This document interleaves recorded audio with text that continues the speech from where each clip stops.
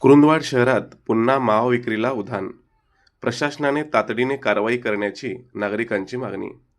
कुरुंदवाड शहरासह परिसरात मावा व तंबाखूजन्य पदार्थाच्या विक्रीला पुन्हा मोठ्या प्रमाणात उधाण आले असल्याचे चित्र दिसत आहे. राज्यात बंदी असतानाही काही ठिकाणी उघडपणे तर काही ठिकाणी लपून-छपून माव्याची विक्री सुरू असल्याची चर्चा नागरिकांमध्ये रंगू लागली आहे.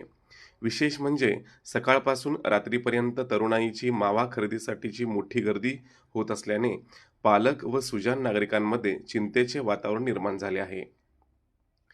कुरुंदवाड शहरातील काही भागात मावा विक्री सर्रास सुरू असल्याचे बोलले जात आहे. त्यामुळे अन्न व औषध प्रशासनाच्या कारवाईवर प्रश्नचिन्ह उपस्थित होत असून बंदी असतानाही हा अवैध व्यवसाय सुरूच कसा राहतो असा सवाल नागरिकांकडून उपस्थित केला जात आहे. मात्र सध्या पुन्हा मावा विक्रीला उधाण आल्याचे चित्र दिसत असल्याने संबंधित विभागाने याकडे गांभीर्याने लक्ष देऊन तातडीने कारवाई करावी अशी मागणी नागरिकातून होत आहे.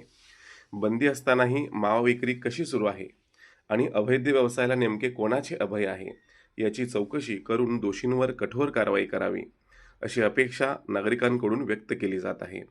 तसेच तरुण पिढीचे आरोग्य धोक्यात घालणाऱ्या या व्यवसायाला आळा घालण्यासाठी प्रशासनाने प्रभावी पावले उचलावीत अशी मागणी जोर धरू लागली आहे.